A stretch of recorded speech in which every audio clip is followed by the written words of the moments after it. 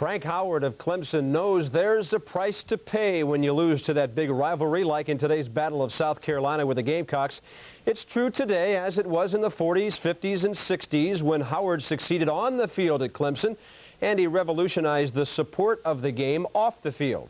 Beano Cook visits the living Rock of Death Valley who lives as he coached by the rules. I always believed in the golden rule.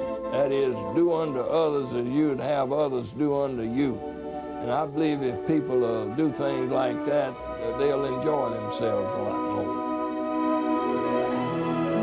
more. Frank Howard's philosophy is nothing new, but there's a lesson to be learned from this coach's career, whether you follow college football or not. After playing at Alabama, Frank Howard came to Clemson in 1931 to coach football and track, although he never saw a track meet until he got there. 2 years later, with no athletic scholarships to attract athletes, Frank Howard took matters into his own hands.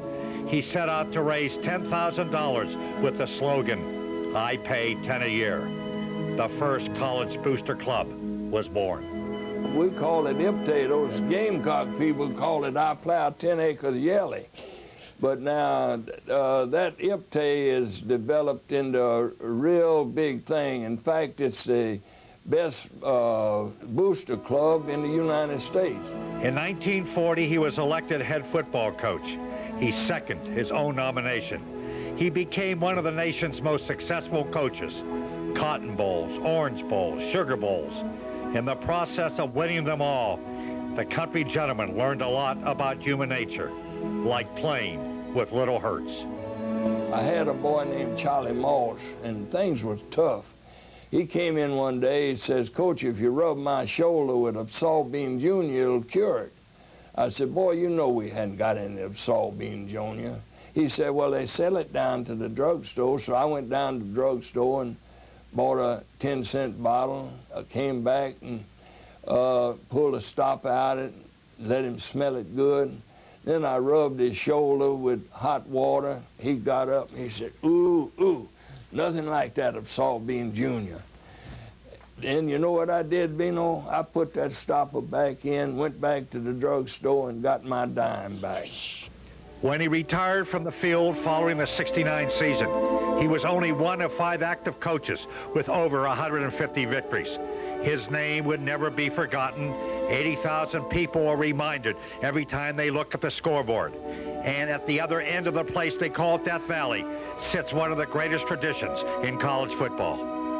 Coach, the Rock. How did that start? The tradition? Where did you come up with that crazy idea? Well, there's a funny thing about that rock. You know, a fellow named Jones was traveling out in Death Valley, and he brought me this rock, and it sat around my office for about 3 years. I told Gene Williman, I said, "Gene, take this rock and throw it over in the valley." I thought he was just going to pitch it over the fence. So he went out there and built this thing like a little fountain, and I saw it. I said, "Well, I'll have some fun out of this thing." So I told those players, I said, "Now, all of it is going to give me 110%. You can rub my rock." I said, "If you're not going to give me 110%, keep your filthy hands off my rock." He expects 110% because that's what he gives. The golden rule, remember? And he's still not ready to kiss the game goodbye.